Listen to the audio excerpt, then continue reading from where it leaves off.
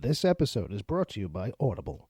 Get a free audiobook download and 30-day free trial at www.audibletrial.com/wickedtheory. Over 180,000 titles to choose from for your iPhone, Android, Kindle, or MP3 player. You're listening to the Wicked Theory Podcast. We're very happy to have you back, even for a short visit. And here we go. Broadcasting to you live from the hidden island of their mascara. The island of misfit toys. Their mascaria. Is that, whatever it is, Bob, hit the music.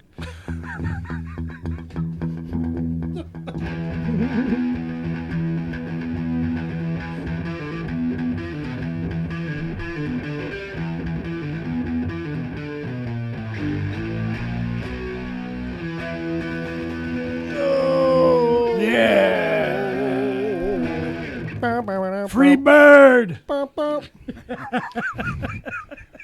Nerd bird! Aerial Speedwagon! Why can't it be Slayer? Yeah, I love Slayer, man. Are you kidding me? Dead Skin Mask! Dead Skin Mask! This is episode 108 of the Wicked Theory Podcast. My name is Bill Sweeney. This was my bad idea. I assembled a ragtag team of misfits. And this week we got no Ed. We'll get to that. I got Jay, though. Yeah, baby. And then Bob's here, too. Hey, what's up, guys? Chemical warfare! Don't get me started on Slayer. Do you know any Accept? How do you say that? Accept. ACDC? Son of a bitch! So, yeah. So this episode, we're going to get to some news, some nerd news, pop culture-ish, maybe. No, not really. It leans geeky over here. You know what? It's the three of us. Just the three of us. The original Matrix fellas. We can make it if we try. Trailer Trash is live and in effect this week. Yeah. Cash! Jesus Christ, Jay, you gotta back off the microphone when you do that. Trash! Actually, it doesn't matter where you do it from. Just do it further away. Flash! Flash! Can you do that from Newark? He probably could. He'd be like, oh, he's getting near the bridge. If I'm getting tired of saying it, I'm just make sound bites and put them on the soundboard. That's all. Yeah. Just stop bringing your own. Just get Which a little bridge you taking soundboard on over your there? phone. Which bridge you take over? The Gatos? The 278. Oh, okay, so you Is take that a the bridge Gatos name? That's not a bridge name, It's though. 278 bridge. They numbered all the Because I was bridges. going to ask you, because the Bayonne Bridge is open now because they just raised it, but it's only half open. No, They only have as- half of it up, and as- they have it open. As seen in Iron Fist. It makes it makes more sense for me to go through Elizabeth, New Jersey, than it does to go through Bayonne. Yeah, I know. But now, 'Cause I'm right there, yeah. but you can tell Marvel fans that you drove through China I tell Marvel fans whatever the hell I want. because it's in Because Iron it Fist was as China. Oh, wait, is he? They did a like they go to China, but Yeah. it's Oh, okay. Newark. It's like Staten Island, and you can in the see background. the Bayonne Bridge being rebuilt in the background. They do. I didn't know that, They yeah. come in on a hard shot of it. I didn't know that. It's the craziest thing. Now I got to watch that. It's such a bad shot. Well, you know what it is? It's because it was under construction and it looks weird as fuck. Right. So they probably thought, wow, that's an interesting looking thing. Yeah, they've raised it 75 feet. So what they did was they made new pillars, and then they would take sections of the bridge and put them up on the pillars, and then like rebuild the ramp and everything. Right. So what you see is actually a whole bunch of the pillars, and then some of the ramp, and that's Yeah. it. Yeah, it's all So this there's weird, no yeah. mistaking it. Right. You know what I mean? It's not like it's And it's for us, it's an iconic shape. Like, there's no way we wouldn't recognize that as Metropolitanese. People can say, didn't I see that in War of the Worlds? Didn't Tom Cruise Actually, blow they that up? they did some of that on my old block. On Staten Island, right? Yeah. It was here in Newark. There you go. So getting back to the rundown, obviously we'll get to some emails, the DC TV report later on in between the blocks of programming or whatever you want to refer to it That'll is. be all the ed that you get today. And that'll be, that's a good point. That'll be all the ed that you get today. Sorry, folks. Ed is sick. Ed is not feeling well. Pussy. And, Yeah. And then and then in a very entertaining story, you can go listen to the review, the Wonder Woman review. it's almost as if Bob has the notes open.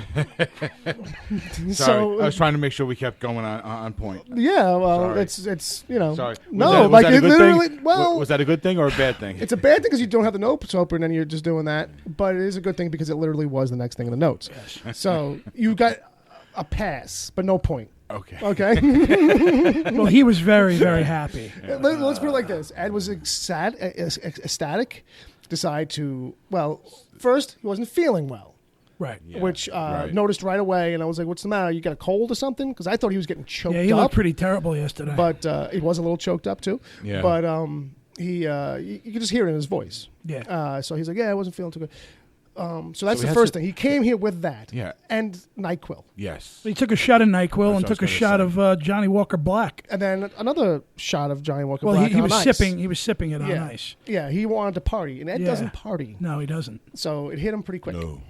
And by the end of the episode, you can hear him a little bit getting loose. Yeah. And then It's a little like, starting to get a little like this. a little bit. Another fucking shot, And Bobby. And the timing was perfect Right. because the episode wrapped up right about Yeah, there. yeah. So he had to take a little break afterwards. We hung out, but he had to take a little break on the couch. And then called me passed today. out? He was like, "Yeah, Watching man." Shark Tank. And with that, that's why I'm out. That's how he folded up with a Shark Tank line, and that's for Well, those I'm reasons. happy. And for those reasons, I have to pull out. Well, I'm happy for him that he actually liked the DC movie. You know, I don't share that opinion, but, I'm happy for him. Because he's a huge DC guy. I'm a Marvel guy like you. Right.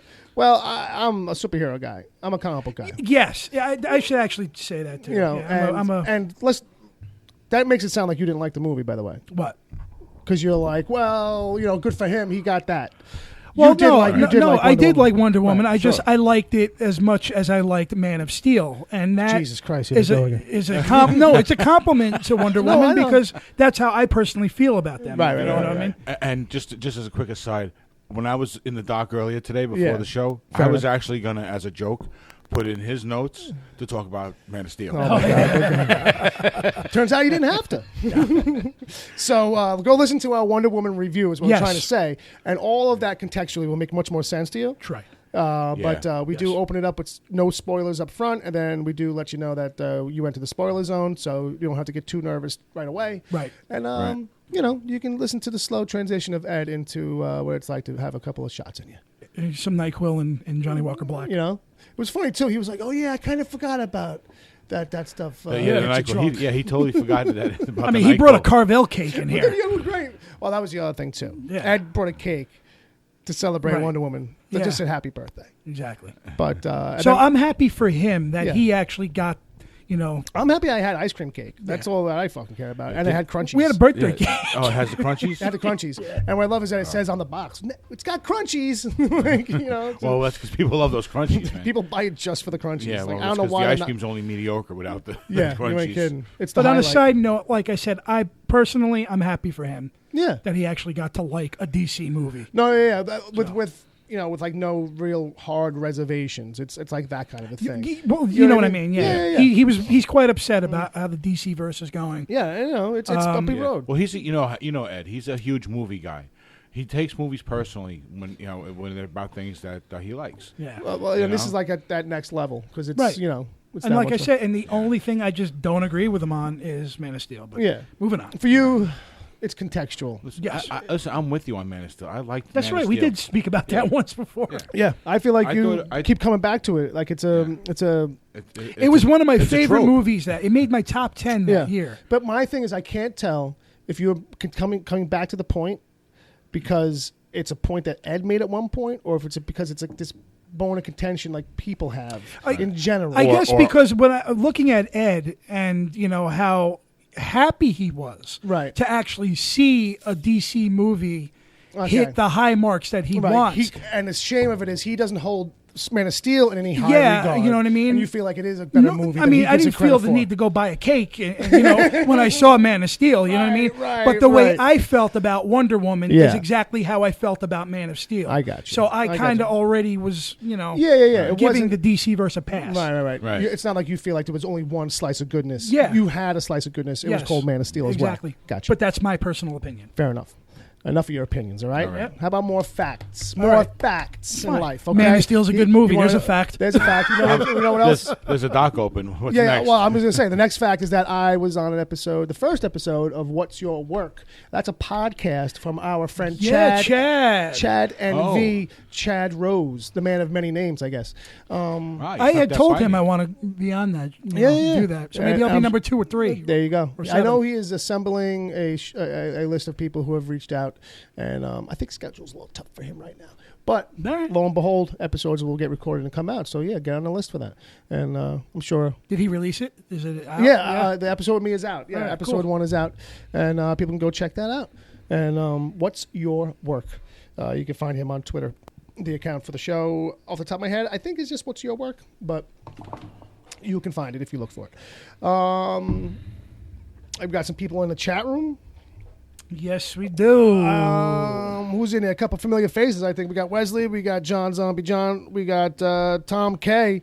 I saw James in there for a hot second. He might Yeah, come he was back. there. He might come back. Maybe he's mowing a lawn or something, lost his service. Who knows? He's got that issue going on. We can give them a chat game. Bob's in there. Hey, guess Bob WTP. Hey, got a couple of WTP. elsewheres. Bob Whitp is in there. Whitp. Yeah, you know, It's a weird last name. Finger. Fat finger. Fat fingers. It's like The Simpsons. Your fingers are too fat for this phone. Oh, no. Please order your fat finger. Right, he had the fat finger phone. Right, you had to get the fat finger phone. It looked like the kid's phone. Right, when right, you were right. like a toddler phone. Yeah, or the senile old folks phone. But we're going to give you kids a chat game to play with a little bit. It's rejected names for Top Gun 2 because this week, this is going to transition into news for us. But this week, Top Gun, beginning of the week, Tom Cruise made the announcement or let it out on a talk show. That was like 2 weeks ago. I That think. Top Gun was getting made, and then someone else can follow up, and he's like, yeah, it's going to be Top Gun Maverick. Top Gun, Maverick. Okay. Yeah. I don't know if that's the best they could have come Wait, up with. It's going to be Top Gun Maverick up the colon? Maybe. Oh. Did I mix that up? I thought that's what I heard. It's possible. Oh, I know that okay. Maverick comes after the colon, so I'm guessing Oh, that maybe okay. there's Okay. there's a thing there. The colon is definitely a transition point. So the chat Oh, game I is rejected names for Top Gun 2. Rejected names. Examples are TG2, Back in the Danger Zone, Yeah. or Top Gun 2, TOO, Like that. The Next Class, or Top Gun 2, Electric Boogaloo, Nice. Harney fucking Har. Jay, as you can tell, did not write any of those. No, I did not. I'm reading. He's reading from a list. So Agent Palmer's dropping those into the chat room as a reminder, and you guys can play along with that. We'll come back to you guys, and we're going to come back to you guys for other things too later on when we have a little bit of a dead zone. We'll throw it out to questions if you guys are still hanging around. You can throw out some random questions to us and bust our balls or whatever. But we do get to news. It is a regular feature, folks. News of a nerdy sort, nerdy variety, sometimes a little pop culture-y. We even have a news theme, and this is it. News o'clock. Now we're just all used to, everyone's just used to hearing me say it, I guess. That's a mashup, folks.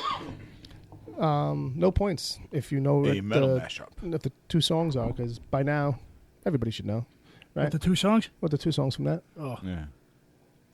yeah. All right. I think I need a sip of... If you're into I had a metal- mouthful of if you're coffee, into and the metal face, and sports, you the should face get on that. you was like, yeah. I can't describe it, folks. So I got some quick hits up front. Just things to throw out there real quick for people who want to know.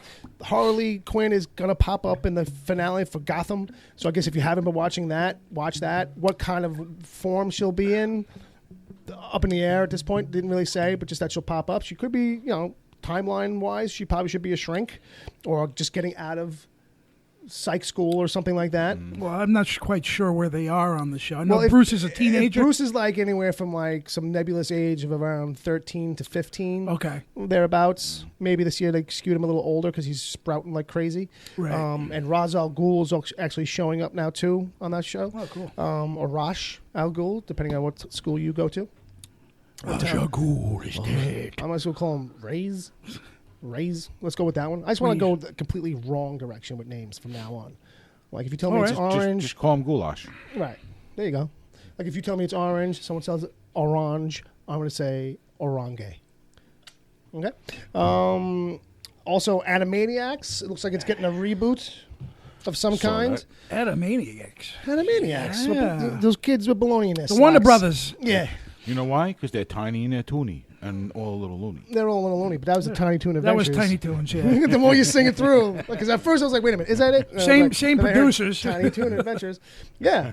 And Animaniacs has kind of got like a little resurgence They were fun. now. It's all up on Netflix, so it got a little traction. So the studios or the people that powers that be were like, "Well, maybe we can scrap something together," because everything's coming back to life now. So Well, it was a great show because they were kind of like one of the first animated TV shows to actually take pop culture yeah, and throw it back at us. You know what Yeah. I mean? That was all Spielberg, yeah. too. Tiny Toons did it too, led the way for it. But Animaniacs is like this thing where it's like Yeah, it's that's where the Animaniacs started. They ended up with their own offshoot show. But it was more movie. They were more movie based. You know what I mean? yeah, and Animaniacs was like, I think it was more like references that were like indirect. Like you Oh, really yeah. had to know to catch stuff. Like Tiny Toons was like, okay, we're doing good feathers, and it's literally, Yeah. are you Really talking to to me? me. And it's pigeons. The God Right. pigeon. You know, yeah. Okay. Yeah. What's That he was saying? awesome. I don't It's one of my understand. favorites. You know. And that's where my The good Henry feathers. Hill voiceover comes from. It's Yeah. really from that, where it's like, we were good fatters. We were good guys. Yeah, we yeah, did what we yeah. had to do. Like, you did what you had to do back then. I hope they bring those guys back. That was great. That would be great. But so Animaniacs anyway is at some level that's nothing announced other than they've decided to move on it and make some do something. So it'll be a while. It's animated. Well, it'll be a while. they're characters that will work today. Oh yeah. Oh, Especially they're now. timeless. Oh yeah. Especially now. We gotta make up for lost time. Yeah. You know what I mean? They got a lot to work with nowadays. One sounded like Ringo. boy, do we. So on better days, I can do that better. Punisher is probably going to pop up in November. One of the episode directors kind of let it slip that, like, she was asked about episodic television. She filmed something else. I forget. Oh, she did a couple episodes of Fargo. And so they were asking her, so what do you like, how's episodic television working for you? And she's like, oh, it's pretty good. He did one other thing, and that's Punisher. That's not coming out till like November. So, oops. Okay. So, cat's out of the bag. So look for that. And then in news for us to kind of kick around a little bit, I want to know what you guys in the chat room think of this too. Sin City is probably coming to TV. They've announced showrunner, director, writer, some prelim stuff on that. And They're doing a cartoon, right? I mean, no. This looks like it's going to be live action. I don't think a network is named as of yet, but behind the scenes, HBO.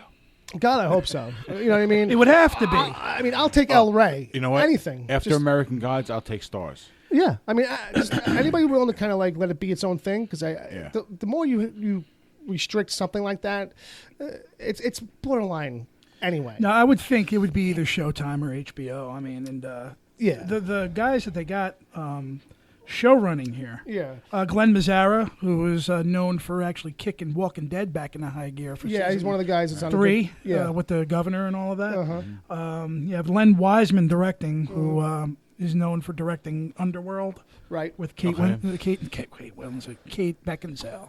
Although I would like to see what Kate Winslet would have done with it.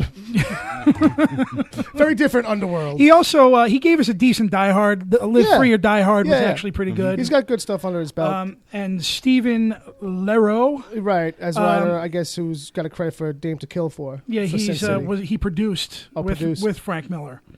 Okay. So Miller's involved with it. He's going to oversee and produce a little bit. I'm sure he'll be all over it. So I think maybe we'll get the. Hopefully, we'll get the story of the Yellow Bastard from the beginning. His arc. Yeah, well, that's the question, I guess, is like, are they really just going to redo the stories from the movies? Are they going to map it out where it's all much more like you kind of get these stories interwoven as one microcosm of a city kind of thing? The movies, especially the second one, has like some kind of spots where it's like, all right, maybe not every element from the book has to be brought to life. You know what I mean? I don't know. It's a tough balance, I think, because that's just, they tried to create its own thing. Yeah. So much, whereas I felt like they almost over stylized what they were trying to do sometimes. It's a weird thing. It's a weird thing, and it's Yeah, but with something so stylized to begin with, it's hard to. find the line. That's what I mean. Like, I don't blame them for maybe losing track of it sometimes at all. I think they're on the right track. I mean, there's definitely some talent, overseeing this early in production. Yeah, anyway. the pedigree's good. So we'll see. I mean, even A Dame to Kill For wasn't all that bad. I didn't think. I thought it was actually decent. But that first film was just extraordinary. Yeah. So hopefully they'll take a few hints from the movies and if they can find a way to kind of like run with that. Like, it's so noirish in a cartoony way, in an almost campy way. If they can find a way to dial back the camp overtone and just like let it be noir and super stylized, more like how the books are. Yeah. Or at least the first book. Because the first book feels a lot more moody and dark than the rest of them. They get the Hard Goodbye. Yeah, the Sin Marv, City, Marv story. The Marv story. Yeah, the Hard Goodbye. The Hard Goodbye, yeah. It's because it was just kind of like singular vision at that time. I thought that what Rodriguez and Miller did. I mean, I got Marvin the cabinet here. Oh yeah, I got the electric chair. I have the McFarlane toy. Yeah, the electric action chair. figure. Yeah. I don't have the oil anymore. I can't make him smoke. The electric chair, his hands would vibrate and his head would be. That's all you got. But I thought that they did a smoke is supposed to come I out. thought they did an I've never seen it, amazing job adapting that. You know what I mean? Yeah. Straight to Mickey Rourke. Give it to Mickey Rourke. Hey, look, what was Mickey Rourke doing? You know what I mean? Well, brought him back. That kind of brought him back. Yeah, that was. That and The Wrestler. Mm-hmm. Yeah, he actually took some sort of critic award for that, and I thought that he might get nominated for that. Sure. And I still think that that's something he should have been. Mm-hmm. That's why I feel like if that movie, he was Marv. I swear to God. Yeah. That was right off the page. You know what I mean? It was a perfect portrayal. Yes. I think the only thing I never thought we would ever get anywhere close. Yeah. And it was like he was born as fucking Marv. Well, Mickey Rourke is just a great actor anyway. He really is. He fucked his own self up, actually. I was just going to say the same thing. Yeah. He did. If he hadn't done that, man, we probably would have had another 20 years of great movies. Well, it was like a downward spiral. He did that one movie where he was playing an IRA guy, and he pissed on the movie before it even came out. And the guy that produced it was Jerry Weintraub, I think, who was he was big in the business, and he pissed that guy off. And right after that, of course, was that's it. That's an instant blacklist, right? Yeah, there. it was a downward spiral after that, and then the boxing But you can't take the talent that was Mickey Rourke away because he was great, especially in the '80s. So, was it Johnny Handsome? Oh, great movie! That's one of my favorite movies of '89. Johnny Handsome. It's when he's disfigured. Yeah, Walter Hill directed it. Yeah, too. I think I might have seen. He's that. basically. Mom was in love with the movie. That's how I know about it. Right. I watched. Sure. I only didn't watch the whole thing, but. Yeah, Mom was a He's got fan. every facial disfigurement you could have. Basically, his whole face is a giant palette. And they do a job. He gets Split fucked here, over there, everywhere. Right. Yeah, and he's like a genius in breaking into banks. Nice. Everybody needs a skill. Everybody needs a hobby. It's like Rain Man. But it's how Before you Rain see Man. how everybody abuses him. They talk bad to him. They shit on him pretty much. Charlie And then he ends Babbitt. up getting plastic surgery. Everything's fixed. And now he gets revenge on everybody. Oh, Because it's an ugly duckling gets revenge story. I love it. Mm-hmm. So look for it. Yeah. So anyway, keep your eyes out for Sin City if you're a big fan of that. You'll either love it or hate it. Yeah. Hopefully they do justice. Although with Miller involved, they should. Yeah. At least it's in the right hands. Yeah. So Jay's got a scoop. Not scoop. He's got an update for Godzilla. Yeah, this I found this Sequel. pretty interesting because I was not a fan of the Gareth Edwards Godzilla that came out about 3 years ago. Yeah, I don't know if you remember that. Cranston. Cranston was in it for 20 minutes. Okay, I still never saw it. Spoiler. Yeah. That's the one with all the tie-in commercials. It was his Anthony Hopkins cameo type thing. Exactly. I think he's just in the trailer. Now, the movie was okay. It's Right. just that it's not the Godzilla movie I wanted to see. Sure, it doesn't harken back kind enough. Kind of a thing. Yeah. But that was Gareth Edwards. Of course, Okay. he went and did Rogue One, and he redeemed himself there. Sure, fair enough. Yeah. So now they've given writing and directing duties over to Michael Dougherty. Mm-hmm. Now, Michael Dougherty, you probably have heard that name because he co-wrote X-Men 2, X-Men United. Okay. Superman Returns, so he's definitely in with Bryan Singer. Right. And X-Men Apocalypse. Okay. But he's known more for directing horror movies. There was right. an anthology film came out a few years ago called Trick or Treat, which was very good. No, yeah. And then he did one which I didn't see called Krampus. I think that was about a year ago. Oh, yeah. So I remember coming out. So he's taking over writing and directing duty. So we're getting another vision of Godzilla, which I think might be a very good idea. Right. But this As long as cast... it's not the 90s version. Right. And we're still moving ahead with the whole... It's not like disavowing the previous movie. No. It's just kind of stepping forward in that storyline. This is right? the third entry into a series because Kong Skull Island is part of this. Right. well. We're working towards a giant monsters universe. But again, this is very much a sequel Okay. to Gareth Edwards' Godzilla. Now, the only person returning from that movie is Ken Watanabe. Okay. Let them fight it out. Right. Let them fight. Yeah. But the thing is, we got some serious character actors on in this movie. Right, I mentioned a few. So, Stranger Things 11, Millie Bobby Brown. Okay, we need a kid. Gotcha. She's joined the cast. Kyle Chandler from Friday Night Lights. Vera Farmiga from The Departed. Right. Sally Hawkins. She's a British actress. She was nominated for a Woody Allen movie.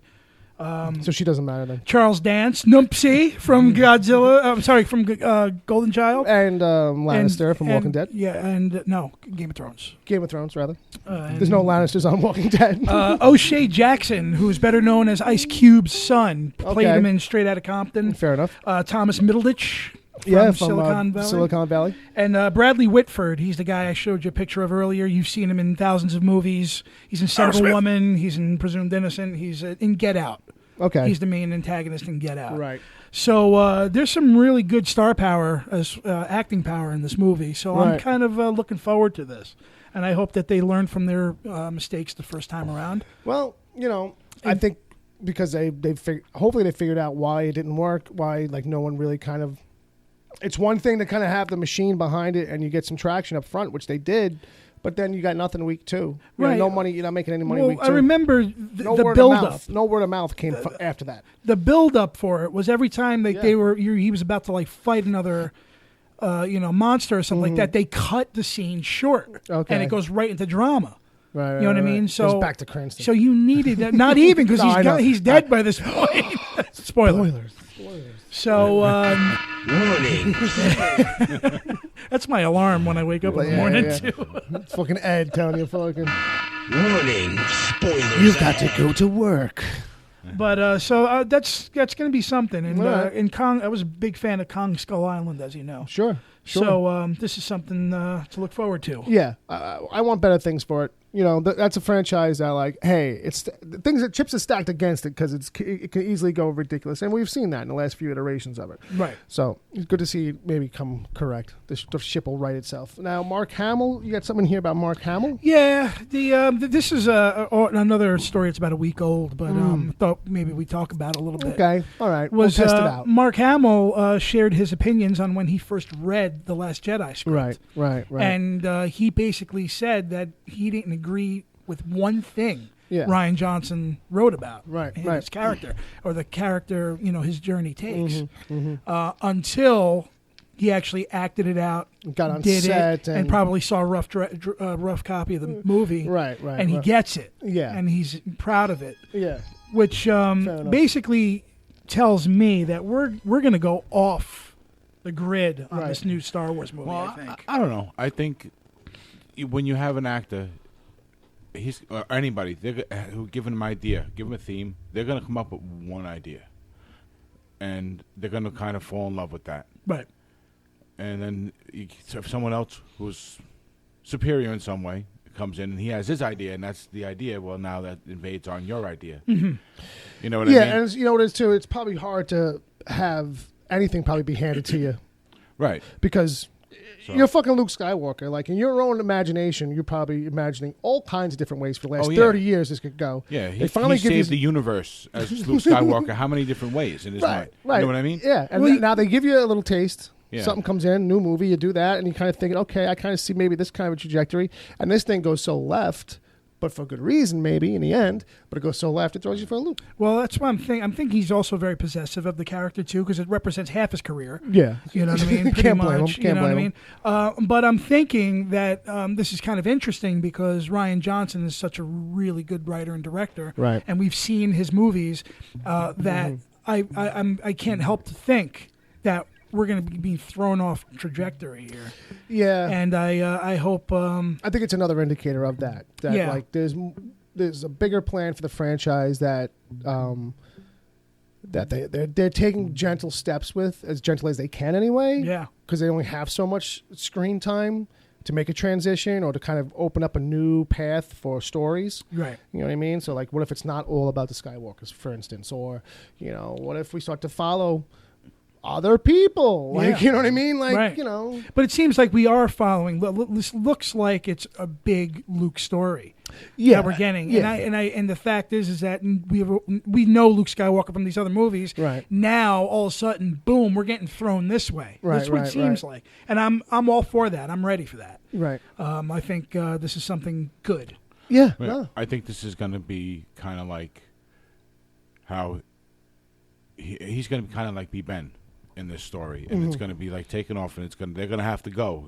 Something's going to happen Yeah. during training, and they're going to have to leave, and there's going to be like a star chase. You know what I mean? Yeah. Yeah. Right. And then it's going to kind of feel like the original, A New Hope, in that sense. Well, that's the thing too. You Is know? like how much this series is all about echoes and circles and things repeating Right. themselves and stuff like that, and how I don't think this is going to be the case, though. I think we're gonna get the last of it. Like you'll see, like Bob was saying, a lot of echoes of Ben Kenobi's right. kind of thing, and maybe even with Luke dying, kind of a thing. But at the end, it's gonna be like, okay, he's like Yoda / Ben role. Like, you know what I mean? I'm the wise old teacher, and eventually you're gonna leave too soon. But at least this time, you're probably gonna be more powerful than I was when I left, because my teacher was like, we're gonna do handstands Right. in a swamp instead of doing like real constructive stuff. Right.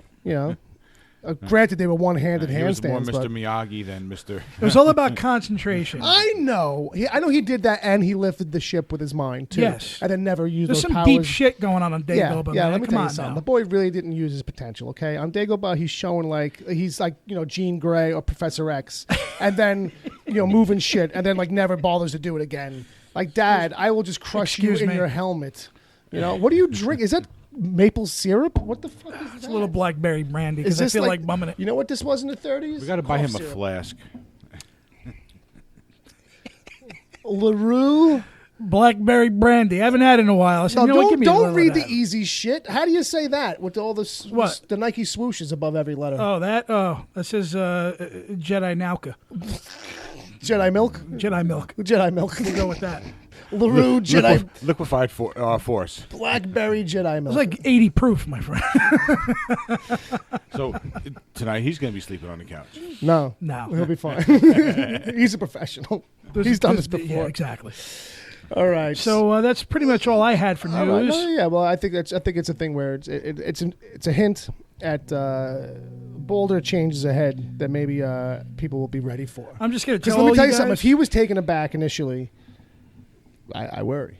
I worry that the nerd forces will freak the fuck out. Well, and the nerd forces are going to find something negative out of that already. You know what I mean? And yeah. that's, Look, that slice of the pie is always there, sure. But I just worry that sometimes, sometimes that pie slice is wider than other times. You know what I mean? I'd hate for They're not going to like anything that happens. I know that. I'm super excited, I know man. that there are certain people that will never be happy. There's always 25% that's just kind of like meh about anything, and sometimes depending on the thing that swells up to 40. Sometimes it's 60. Sometimes it's Right. 80. And it's Hey, I'm Star Wars, happy. so it's all of them. I'm happy. Everybody's everyone's gonna hate everything. I'm happy what Disney's doing, man. No, they're yeah, 2 yeah. for 2, and I'm very, very I got faith. excited. Yeah. I got the faith. Yeah, I actually think Rogue One was the better movie for me. Yeah. Well, yeah, I mean, it's a different, different I had no different doubts feeling. walking out of that movie. I was walking out of a good movie. Yeah. After Force Awakens. you had time to absorb it. Yeah. So you started like, you know what? That was too much like the other movies. It definitely, you walk out of it feeling you have to process it more than with Yeah. Rogue One. You walk out feeling like, okay, I know exactly what I saw. Well, You walk out impressed with that friggin' ending. yeah, well, that's it too. Well, Leaves you on a high note. I think that with Force Awakens, I mentioned this before, that I think that they might have needed to go back to form to gain faith after the prequels. Well, that's what they want. And yeah. but I do think that it's still a solid film. I think it's actually a very good Star Wars movie, and now it's time to go off into this other direction. And I think Rian Johnson, him as director and writer of this, is a good clue as to what we're in store for, I think. You know what it is, too? I feel like people forget that, like, you know, the other Star Wars movies left you with a ton of fucking questions, too. It left it's all built on cliffhanger shit. Yeah. So for people to come out of this and be like, I don't get why this happened and why that happened. Well, What there's about a this? lot of shit. Force Awakens gave us a lot of fucking unanswered Questions. shit. Yeah. Don't get me wrong. Pound for pound, it's more coming out of that than even Star Wars, the very first one. Right. Like coming out of that and being like, well, I don't get why, you know. Right. This has got more questions. Yeah. I get it, my friend. How about we see what those kids did in the chat room with the new one, with the chat game, with the old, what's going on there? with the old chat game. I don't know if we have a list assembled by Agent Palmer. Do we have Agent Palmer this week? We do. He's in. No baseball game? No, I guess not. I got it here. The Iron Pigs. Yeah, no little game. No, So, Little League game, right? I'm just going to run a few off, if Yeah, you don't mind. yeah. Go What's- Top Gun, Where's Goose? Top Gun 2, You Lost the Need for Speed. Oh, you lost that love and feeling. Top Gun 2, Sterling Archer. TG2, Droning On. Top Gun 2, Flight School Retirement Home. That's definitely where he's breaking out of. TG2, What the F-35 is supposed to be. Okay. Top Gun 2, The Iceman Cometh. Oh, okay. Very cool. Very cool. Top Gun 2, Top Gunnier. Nice. TG2, Bombing at the Box Office. That's a good one. Top Gun 2, Skyforce. Force. TG2, Moab. Top Gun 2, 50 Shoot Repeat. Do you think that'll be the What's headline if it does tank? No, Fly Shoot Repeat. I'm sorry. Fly, shoot, repeat, right? TG2, Refueled. I can actually see that happening. Yeah. Top Gun 2, Refueled. I'm sure somebody got fired for suggesting it. But Top Gun 2, The Search for That Loving Feeling, and that's my favorite. if that, I want this movie to fucking not make anything so that someone can use the Moab. Everybody can start using Moab as a Tom Cruise reference now. Well, he was in the Top Gun 2, Mother of All Bombs. I was never a huge fan of Top Gun. It's not that great. The summer of '86, I was more into Aliens. That was my fucking summer movie. I was like fucking blown away. Yeah. I'm like, Top Gun, what? Well, that's just because it's mass culture, And there's an article I should find it for you and give it to you on how Top Gun 2 is like the downfall point for modern action adventure summer adventure movies. The downfall of Well, at that time? Well, it becomes like the footprint that everything becomes the carbon copy of moving forward. The summer blockbuster The summer action. the Bruckheimer kind of thing. Yes. Yeah, all right. Yes, how it becomes the blueprint for this is how you do it. And it's got all these basic elements. And he goes into these great examples, Right. Of everything that starts to come after Send it it to me. and things that were before it. I'll have to look it up. Well, send it to me. I will. Do you think maybe the South Park guys could lend them those puppets they used for that movie that they made? It wouldn't be bad. Team America? Team America. I say, fuck yeah. But you know what it is, too? I mean, I'm a huge fan. I was a fan of Tony Scott. Rest in peace. Good times, Tony. Because there was a film that he did that I really loved, and I know Quentin Tarantino did too. It was a movie called Revenge with Kevin Costner, which was like a film noirish. Yeah. But he was also like they took like a Top Gun kind of guy, but stuck him into like another film noir kind of. And I thought that was really interesting. Okay. It was with Kevin Costner and Madeline Stowe and Anthony Quinn. Yes. What a great film. Yes. Such a great movie. Anthony Quinn's like really old. His wife is young and hot. And he comes there to help or do Yeah. something shit like that. Some basic, I'm a ranch hand Yeah. or some helping Henry type dude. He was a maverick kind of guy. He was a fighter guy. Right. And, a little older in his life though. But I thought that was interesting to Oh, yeah, actually yeah. take that kind of guy that and template. throw him into a film noir. That was excellent. yeah. And it's if you guys ever want to see a really good Tony Scott film, watch Revenge. Yeah. I remember Tarantino even stating, like, Tony Scott, the guy that directed Revenge is directing my screenplay. That's what he would tell people on set. Right. About So if that's any more of an inkling to go see that, sure. definitely check that out. Check it out. Yeah, but Check I it wasn't out. the biggest Top Gun fan in the world. Well, because it's not for nothing. There's not a lot there. Like, it's just really like, it's basic action adventure. My buddy dies. I want revenge kind of thing. Right. Lou Gossett Jr. he's not in that See, one. now you're going to Iron Eagle territory now. I know. How many times do you think we're going to see Tom Cruise on a motorcycle in this movie? The question is, will his motorcycle be strapped to the back of the bike? Will his motorcycle be strapped to the back of the plane? And he'll climb out, jump in the bike, and then drive the bike off the back of the plane. There you go. You know what I mean? What will be the big stunt? Because he has to have giant stunts and everything now. Yeah. And he's going to have to eject at some point and then he'll land on somebody else's cockpit. Maybe at Mach 2 he'll jump out of the plane and land on the tip of the building that in Dubai, that half-mile tall building. Right. The same building. And slide down the side. Yeah. Just spiral down. I want him to smash into it and slide down the bloody pulp. I wouldn't mind. All right, so let's next. I wonder how long you would fall. How long it would take for you to fall from the top of that thing? Long enough to really kind of go through 7 levels of regret. You know what I mean? That's like when you go out of a plane with no parachute, and it's like, I got too much time to think about this now. I have a 3-minute free fall to my death. I'm just picturing like a Seth Fallen kind of shot where it's like You gotta take the breath. Yeah. Meanwhile, let's jump into the meanwhile. So Ed's not here, but his meanwhile would have been Wonder Woman. We know that for sure. So I'd remind everybody, go check out our Wonder Woman review special. we have Ed's review. It goes like this. Yeah. Isn't Wonder Woman all our meanwhiles? We could have just left it alone. We did meanwhile yesterday. We did it for like an hour. All right, we did it for like an hour 5. All right, so Jay's got Streets of Fire. Yeah, there's a new Blu-ray out from Scream Factory or Shout. Okay. I'm sorry, Shout Factory. Right. Same company, but they've been doing some really awesome releases on second-rate movies. Okay. And Streets of Fire is one of my favorite movies ever. Okay. It's a Walter Hill movie.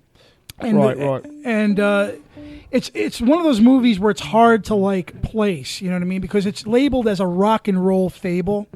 It's about a rock star played by Diane Lane who gets kidnapped by a group of bikers played by your Willem Dafoe.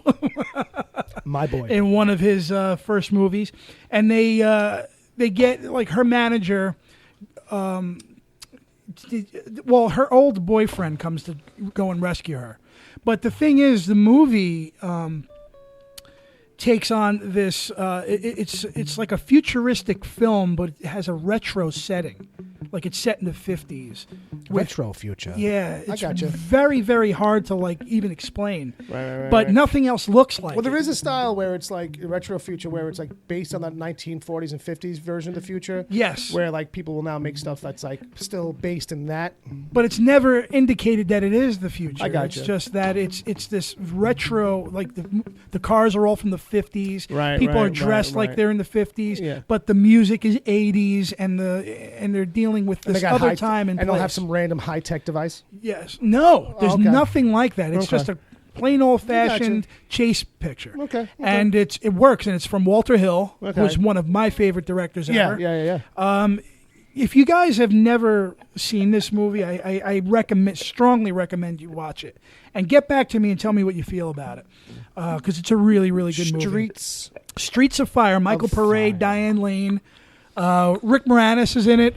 Ricky, what year Joel is- Silver produced it. What year is this? 84. 84. Yeah, well, was it Michael Paré? Michael You said? Paré, yeah. Yeah, that's Eddie and the Cruisers. Yeah, Eddie and the Cruisers. So another one of my favorites. Yeah. So Actually, Is this before or after he was on the dark side? That's the this is after the Dark Side. This is before part 2, though. No. That Eddie and the Cruisers 2 is a different story. All I know about Eddie and the Cruisers, He's coming back from the dead. all I know about Eddie and the Cruisers too is that when he was like, "We're not ready yet. We just ain't ready yet. You ain't ready yet." The Like, whole movie, because he's But you know what? shell shocked. They were never ready. No. Neither were Eddie and the Cruisers back Yeah. then. They had one song. We're Take just it some guys from Jersey. But I talked to I Tom hear Berenger you. when I met Tom Berenger. I talked to him about Eddie and the Cruisers. Yeah. But That's great. But Shout Factory really put together a nice Blu-ray together with a lot of extras, a lot of cool docs on it. Okay. So I was really into it because I'm a really big fan of this movie. You want to give it a rating? Is it a thing you so feel like? cool. Oh, Eddie and the Cruisers. Streets of Fire has my personal 5-star rating. Okay. Because it's one of my personal favorite movies. Yeah. This is one of my personal favorites. Yeah. Okay. Yeah, that's okay. me. All right. He's the 5 American tacos. That's mine. Okay. All right. Wow. Fine. Okay. Fair enough. That's So taco. I mean, it might not be 5 to anybody else. You know what I mean? But for me, it's one of my right, favorites. right. Well, I can't really argue a 5. You know what I mean? Or someone's rating. It's a Right. 5. It's just a rarely. Very tasty. Like Five I judged movies on 4 stars. I always judged movies on 4 stars, Right. so it always had like a 4-star rating for me. Right, but right. I give this the highest recommendation because it's that cool of a fucking movie. All right. So it's your Wonder Woman. No, it's Ed's Wonder Woman. This is to me what Wonder Woman is It's to Ed. Yeah. There you go. That's the point we're trying to Well, while I am not that obsessed with my pick this week, but I'm still enjoying it. House of Cards is back. I don't know if anybody's really watching that. Probably neither of you two, but the Underwoods are up to their old shenanigans, and it's just definitely one of these things where now I'm talking about season 4, so it's like I'm not even going to get into like trying to get into the breakdown on all this. Yeah. It's just the only politics I'm interested in listening to or dealing with. And what is funny is that before all the shit that went down in the last year or two, like the thing everybody was saying was like, wow, that just showed the kind of like twists and twists and twists. And now we're seeing all this kinds of crazy shit in the real world. It's like, can they live up to it, or can they be crazier than real life or what they were? And it's like, I don't know, because it's like, yeah, they're doing crazier shit, but it's not having the same impact. And I know it's next level. Right. But I don't know if it's because like the show is washed out for me or if real life has washed it out. But it's an interesting thing right now. I'm only halfway through the season, but I am enjoying it. So if anybody didn't know that it was back, I've not House seen of- one episode. House I of would Cards. like to, though, because it's Kevin Spacey, right? It's And Kevin Robin Spacey. Wright. And I'm just watching it for Kevin Spacey's great, Yeah. moments really, and Robin Wright, because they just play like these, just two super success and power hungry, Democrats who are really kind of like, when you break it down, aren't really true Democrats, and I don't mean because they're opportunistic. I know that Democrats are as opportunistic as anybody else in politics. Right. I just mean when it comes to policies, all of a sudden it's like, well, that's a very Republican stance. So they blur the line a little bit. Okay. With the party lineup stuff, but usually if whatever he's going for though is all about some other thing. Everything's all about some other thing. Basically, it's a story of this one guy. He's like the most powerful guy in the Republican Party because he's the whip. He's the guy who makes things happen. He's the guy who helps people get all the votes they always need for all these things. He's from South Carolina. He's a congressman and stuff like that. So he's the guy who's in the middle of it all and knows everybody's weakness, everybody's everything. And so when he gets fucked, when they fuck him over, it's like, oh, fuck yous all now. Right? It's like Kevin Spacey doing that. Fuck nice. yous all. Yeah. And he basically is on an agenda to just now, I'm going to go from here into the White House and watch me do it. And he fucking does it. And it's just crazy scheme after scheme, all within the machinations of how it works, you know what I mean? The deal making and stuff. And it's like they play, and he talks straight to the camera. He does this kind of stuff every once in a while. And he's like, let me tell you everything you need to know about George, because I know everything about George, because I'm not a fool. Like, all those kinds of like really cool asides and shit. And so they do a lot of playing with the fourth wall like that a little bit. But just in these moments where it's like his internal monologue a little bit. Like, but it's cool. It's great to watch Kevin Spacey just eat shit up and just go crazy. He's good at that. Yeah. So he got to come back this season in episode 1 and just start screaming at Congress. We've got to go to war. more. I'm telling you. I'm like, what the fuck? Kevin, take it easy. But I'm enjoying the hell out of it. Cool. So I put in here that you saw Colossal. Yes, I did. And what did you think? Well, this is a very low-budget movie trying to be a big-budget movie. So it's got only a handful of places that it actually goes. Right. There's just a handful of set pieces. Right. And there's just a handful of people that you see. Now, this is the one where the girl is somehow connected to a giant monster destroying Tokyo. Destroying Korea, actually. Korea. I apologize Right. to all of our Asian listeners. So, and she actually accidentally kills Some people. some people Oh, boy. as part of the storyline because Anne Hathaway. she has a drinking. Anne It- Hathaway, okay. yeah, it's a. Quirky comedy-ish. It's not. Well, yeah, there's some comedy there to it, but it's more like it's trying to be a small town story Okay. That's got this weird other that's thing. got this weird other thing going on, Okay. right? Basically, and this is going to include spoilers. It involves in the modern day area of the small town she grew up in that is now a playground. It's a dick. Because I got the And- email. And when she goes into this playground, Yeah. the monster appears in Korea. Okay, so that's a little bit more of the connection. Okay. I got Right. you. Maybe not give it all away, because I was wondering when I was listening to you Mm-hmm. watch it if I was going to hear the giveaway on it, like the full hook, and I didn't. Right. So I was kind of happy about that. And so at the end, she has to make a serious life decision, Oh, okay. and there's a cool twist on it. All right. All right. Where you don't really know where it's going to go, how she's going to get out of this problem. Gotcha. How it's going to resolve. That comes up because of all this, and people she lets know what's going on. Right. It's not a perfect story. No. You know what I mean? Yeah. There's like times when people who know are watching things happen on the TV Right. in Korea, and they're not going, hey, what the hell? This is live. I got to get out of here and go over there to the Right. park. You know what I mean? Yeah, These yeah. are people who should be like they're friends, so they should be doing things. You know what I mean? Right. But so there's a few points like that. So it's definitely not a perfect story. Sure. There's a couple But believability it's definitely stretches. meant to be a Korean story. Okay. I mean, the person who wrote it isn't Korean, as far as I know. Right. There's times when she's holding paper, like because she does something wrong, and she's got to write on the sand. Okay. That's the monster. I'm sorry. Okay. But she's got to do it in Korean. So the whole time she's like on her way there, she's got the paper in her hands, Right. and you can see giant Korean letters on Okay. the paper.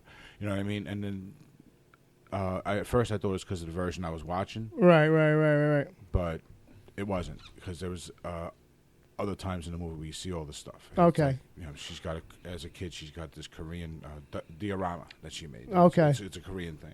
So there's a more of a connection going on there. Yes, yeah. So something's going on with the money, with the making of this movie or something. Okay. And it's They were more like, of a okay, Korean audience. Korean kind of. audience kind of story. Gotcha. That's probably why it's not getting a wide release here. But probably, if yeah. you can catch it, it's a kind of a cool movie. It's not a real superhero movie. You don't see giant amounts of the monster. Right. What's his name from Saturday Night Live? I think is in it too. Sudeikis, yeah. Sudeikis. Jason Sudeikis. Jason Sudeikis is in it. One of her buddies. It's R-rated too. I'm saying so. That's That's a because plus. that's because of the decision that she has to make as part of the story. Okay. There's not a lot, and there's some swearing, but not. They're not really a whole playing lot. up a whole hard R kind of a thing. I got you. Yeah. All right. So what would you give it? A recommendation at least 3? Yeah. You know what? When I first was done watching it, I was thinking it was a 3, but talking about it now, I'm thinking 3.5. Okay. Because you had fun with it, right? I mean, you had a good time. Yeah, it was a decent story. It was fun to watch. I didn't ever want to really turn it off. That's good. So that's why I jumped it from 3 to 3.5. There you go. Recommendation. Recommendation plus. 3.5 tacos, American tacos. There you go. 3.5. Okay, next thing. Next Let's go. thing. What are we doing now? What are we going to do now? What do we do? Huge mountains of cocaine. There's a lot of cocaine. And shooting off M60s. Tony Montana levels of cocaine. Cocaine 'em. Always. I got to get a theme for trailers. We'll play we'll this. It's not really trashy. or trailery, but it's a transition. It's that time. It's time for or thank you, Flash. just in time. I think we hit the post on that one. We got to work Flash in there for some Flash Flash of trash. Lately, mostly trash. All right, but that's a different bit. All right, so we put these into the chat room earlier. If you're listening to us live, if you're one of the Ed lucky said ones, he wanted to have people watch the Man of Steel trailer to give it a rethink. So Ed, thanks for that. well, you know what I say is sometimes the trailers are better than the movies. Sometimes. I mean, if you want proof of that, Batman vs Superman. There you go. I just want to listen to this now. All right. Anyway, we need the Beastie Boys now. Room 104 is where we'll start. And this was a trailer that I stumbled on earlier today. And you just had to put it in the show. I just had to put it in the show. You know what it is? It's one of these things where, like, I love the concept. I love the idea. And I also can't tell how dark it's going to get. Yeah. So the hook on this is that it's a HBO show. It's going to be 10 episodes.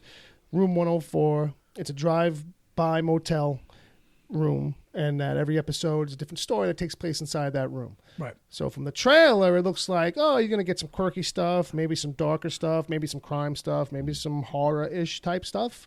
I don't know, but I'm intrigued. And the one thing that kind of leaves me up in the air a little bit is that it's from the Duplass brothers. Yeah. Which you might be able to rattle off movies they've made, but they're like known for these kind of quirky, low budget, not really, I mean, they're comedies, but they're very kind of in a certain kind of vein, or they're slice of lifey kind of comedies of a very particular flavor. But so to see this feels like out of what they're known for in a way. Right. Or maybe it's going to be it's going to be just what it feels like. It's going to be a vehicle for people to spread their wings, so to speak. Yeah, I mean, you know what I mean. It's going to offer different things, and when they're involved as directors, and story writers, there's going to be a certain type of story. And sure. When they're not, because you just can't do all of them. Yeah, that's true too. We don't know what like the process is on cracking these stories open. You know, you could have all shows have different directors throughout the season. Oh no, yeah. So that's true. I'm sure we're going to get more of a free license show. The directors are going to be told, "Look, come on, do an episode, do something. Maybe do something you want to do."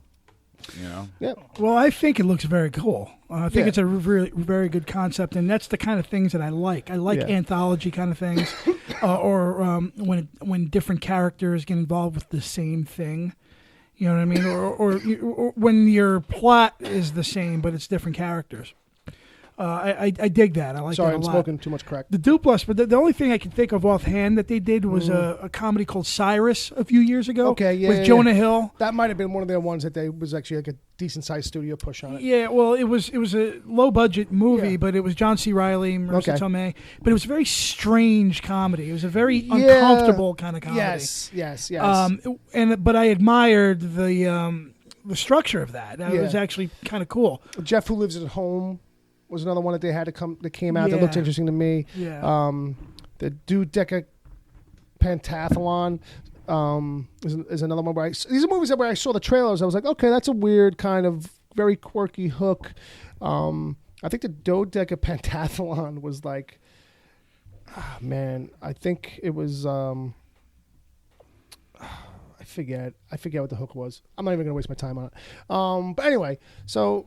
The trailer looks really cool and interesting. It's a show to keep your eye out for.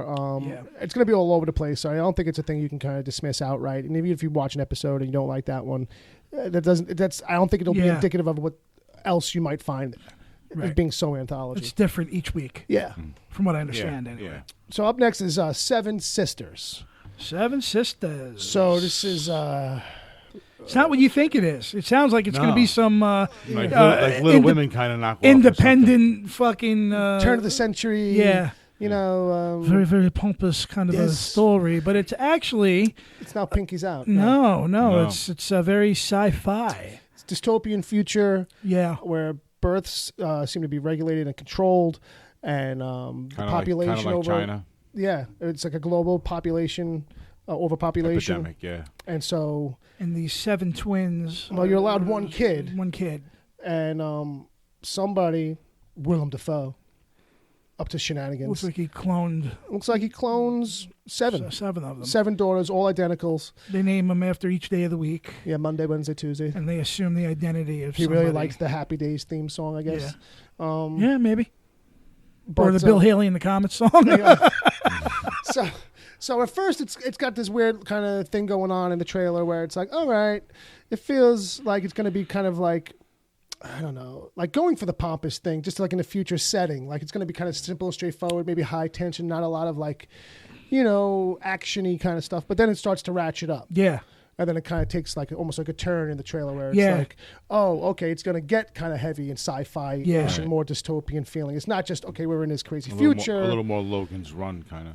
I was thinking of like Children of Men, how like that's supposed to be the future. It's dystopian, but it was like a Yeah. serious story, and we're just following. I thought it was gonna be like that, It has that kind of a feel to it. but it gets more Then you can identify it with stuff like Blade Runner even, and as it goes on. yeah. And you start to Right. see a little bit more of the world. there's electronics in their fucking hands and everything. Yeah. I mean, it's definitely a good trailer. I was Yeah. surprised by it. Yeah, me too. So, Cash. Cash. Yeah, Kish. And then it comes at night. Is a horror movie that's been making its way in this festivals. Yes. And it's supposed to be really good. And so it's got a lot of this pre-buzz. And I have the trailer in here because I kind of want to talk more about the trailer than what it's selling. Because I was excited to see that there was a new trailer for it. Because I was like, okay, good. I want to know more about this. Because all I know is that it's like a bunch of people in a house. And it's like, look, the only way we can be safe is if nobody opens up the fucking door. All right? And then later on, it's like, oh, shit, we're all going to die. Who opened the fucking door? Yeah. And that's...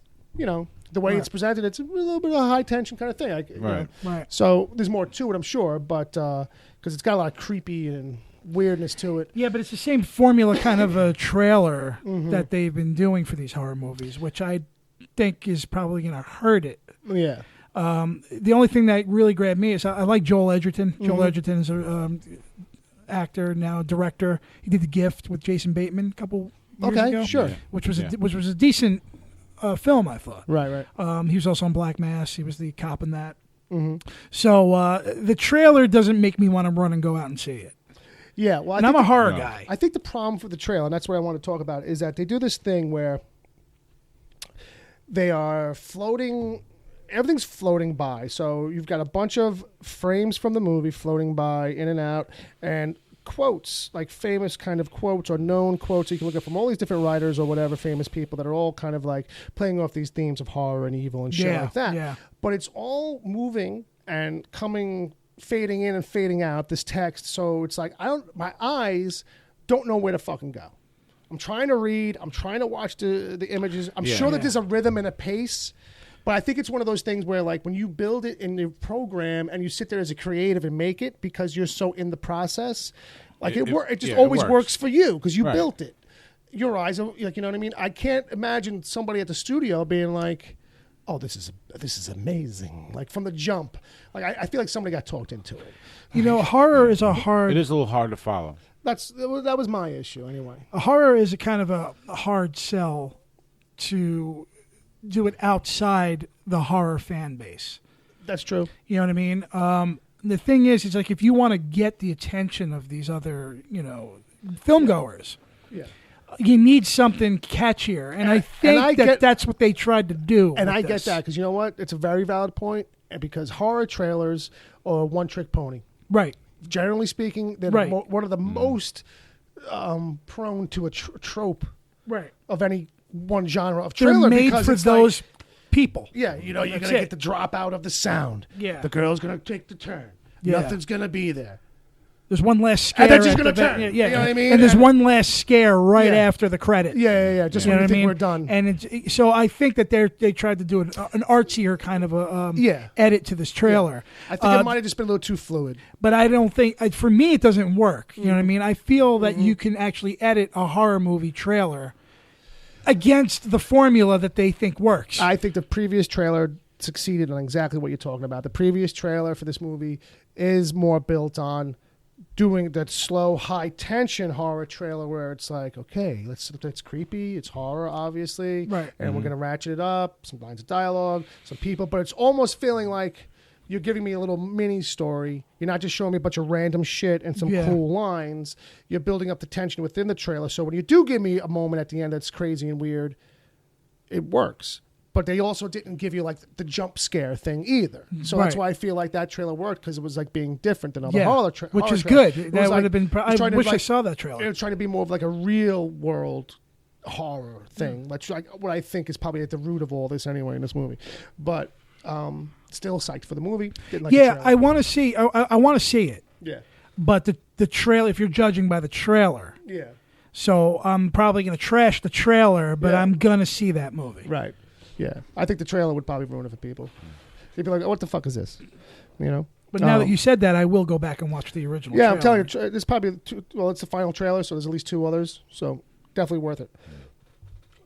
I had a belch. I'm sorry. It's all right. I'm sorry. I do want to make some coffee, but well, personally, I'm not a horror guy, so I'm not gonna go see this. So trash from me. Trash, just outright. Yeah. Well, just because I'm not gonna. It's not The a movie interest I'm gonna ever initially. really go out of my way to see. That's fair, though. It's I mean, nothing personal to the movie. I actually think, based on the trailer, that looks like it's gonna be a smarter than average horror movie. Right. Well, at least that's coming across. Yeah. You know. So. So good. That's what we need. We don't need Saw 17. Right. I'm a horror fan. Not everything is for everybody. I'm a big sci-fi fantasy guy. But I'm a huge horror fan. I love horror movies. Right. I know that you do. But the fact of the matter is that I have to say this because of my love of horror movies, that they've gotten redundant again. You know what I mean? And they're falling into a pattern. And it's also like there's a hipster aspect to it now that they try to throw in to get it going. Yeah. I mean, Kevin Williamson did it back in the 90s with Scream. Yeah. There always seems to be like a little bit of a reinvention with horror. But I'm saying like all the movies around that time had that Scream vibe. Like I Know What You Did Last Summer. Even one of the Halloweens kind of felt like that. Yeah, they all hop on it. Yeah. It's probably one of the most obvious areas or genres that you can see the trend hopping. Right. You know, usually other genres you can see elements or hints of it, but in horror it's like, oh no, we're just going to go hard for what that movie did. Right. And like we'll just feel like, like I Know What You Did Last Summer just feels like it's the sister movie. It's Scream. It just feels like it's like from that same production company, or it's like, here's what we did with the leftover scenes. Exactly. Like, you know what I mean? It's so the same thing. Yeah. I mean, even with there was one called Disturbing Behavior with Katie Holmes. Yeah. Same. It's Kevin Williamson. Right. Same kind Well, of that's his thing. Yeah. He was feeling very much But it for a while. feels like you know all those movies are the same. You know. But you want an example of it done right? Look at From Dusk Till Dawn. Right. Like we spoke about this off mic one time. Yeah, we did. About how you took the horror element, but you did something with it. Right. You know what I mean? Right. He actually took his cardboard cutout gangster guys that you would see a la Reservoir Dogs and these guys on the run, and they run into a horror movie. That's thinking. That's innovation. That's From Dusk Till Dawn. That's innovation. George Clooney, and that's a great movie. It's so much fun. Well, it's QT, and isn't he just all about innovation? Yeah. You know what I mean? I mean, come on. But again, thinking. You know what I mean? I want to do a horror movie, but what am I going to do differently? Oh, I know. Yeah. We won't bring it in until halfway into the movie. Yeah. We'll have them run into it. Yeah. You know what I'm saying? Right. So that's what's cool about that. And anybody else would have moved that up. Right. That would be movie in the first 10 minutes, 20 minutes. The Haunted House movie, The Conjuring, was very good. That's a good film. That's a very good movie. You might actually like that one. Yeah. That's a good one. I had a horror movie phase like everybody else. It's just not something I go see anymore. Right. But this one's well done. I think. Yeah. You know what I mean? Like cinematically, it's good. It is a thing where it's like the first one. I don't jump for them either. You know what I mean? But if someone's telling me basically what sounds like, okay, this one kind of plays with the idea of the genre, it's it's doing something different. You know what I mean? Then it's like, okay, I'll give it a shot. You know. When we went to see Wonder Woman, what was on the trailers? There was there was one that was scary, that was kind of really intense. Right, and I said, well, I told you, well, I'm not going to go see that, but that looks like it's good. I do. Wow, that's funny because I do remember you saying that. Yeah, I do remember you going, I'm not going to see that, but oh man, I can't remember what it was. I can't remember what it was. Because you're just sitting there watching this trailer, you were getting scared. Not me. Creeped out? Getting creeped out? Yeah. There were a couple of kids behind us maybe getting scared. All right. So with that, let me bang out this a little promo for Audible real quick. Ladies and gentlemen, boys and girls, if you don't know, the Wicked Theory podcast now has teamed up with Audible, and we can get you a discount. We can get you the hookup if you want to try out, or if you want to go back to checking out audiobooks. For listeners of the show, right now, Audible is offering a free audiobook download with a free 30-day free trial to give you the opportunity to check out their service. One of the great things about it is that there's over 180,000 titles to choose from. It plays on all your devices. And, look, we talk about genre stuff all the time. But when was the last time, you read a good book? Maybe you ain't got time for reading books no more. Who's got time for that? But you're a commuter. You're a podcast listener. You like audio stuff. This is made for you, man. This is right in your house. This is your wheelhouse, as they say. So why don't you go check out audibletrial.com/Wicked Theory, where, they're going to give you some freebies. Courtesy of the Wicked Theory podcast and Audible. Go now. Well, not right now, but soon. And, tell them Wicked Theory sent you. And with that, folks, I think that's going to kind of bring us into the email zone. We're going to skip over doing goofy bits this week because I fucking said so. How about that? Is that all right? I didn't even know you were going to do goofy bits. Well, goofy bit is supposed to usually be in there. Hey! Every week, a little goofy bit, a little bit of the goofy. But, it's all right. Emails get kind of goofy, too. Sometimes they do. Sometimes they do. So what I'm going to do, though, this week is because our buddy James the emailer, sent in 2 this week. And I haven't, in another tab in the meanwhile, I am going to open up the actual email. Are they books? They're email books? There's one short story, and then there's a novella. Right. No books this week. Give me the abridged version. I am. Let me tell you, I am. But he's got. I narrowed it down to the points he's making. The thing is that he writes long emails, so he's got a lot of points. How so come the other people don't chime in? Fuck Jay. Let me see. Tell Bob to play Freebird. 1 out of 3 ain't bad. Okay, so we're going to start with this. Bill doesn't like long emails. Reading is like math for him, but that's fucked up. But he goes on to say, or at least reading my emails are like math. And I'll say, yeah, okay, maybe that's more like it. So he's got 2 points in this particular one, which is not true because he just, the numbered points are for 2. Number 1, now that Bob has seen Ghost in the Shell, will he watch the original anime to see what it was based off Seen of? it. I thought he saw that already. Yeah. Because you had said that. It was a while back. Yeah. Because he's remember James is a big fan of it. So. You had it. Yeah, I remember letting that to you. So number 2 is no way. Fuck you, Jay. You're wrong. The android in Covenant didn't invent the xenomorphs that we knew from other movies. Not unless somehow his android ass time traveled way the fuck back to before the Predators built the pyramid in Antarctica. I can sum that up in one sentence. Cash! Ridley Scott is not adhering to the Alien Predator movies. Any of that stuff. They're pretending like that's not part of the saga. It wasn't his plan. It wasn't his. Well, he originally anyway. he never wanted to mesh the two together. Right. I mean, I blame Danny Glover. So when you watch those movies, there's a lot of things that don't quite make sense. Yeah, It's Murtaugh's fault. So they're acting like those movies are not part of it. He goes on to say, finishing his initial thought there, that this just showed us that xenomorphs were not a natural biological species. They were an engineered bio-doomsday weapon. Whether or not that means anything. I enjoyed Aliens 3 also. Because you did. So he says, I did. It was a good, slow-paced, quote, this crazy bitch, wait a minute. This bitch is crazy, wait a minute, maybe she's not, oh fuck, we're all going to die type movie. Alien Resurrection was a very, very bad attempt to convert one of the Alien novels into a movie. And they had to figure out a way to force Ripley into it. So he does have a question in this one. From the standard list of superpowers, what do you think would be the worst superpower to have?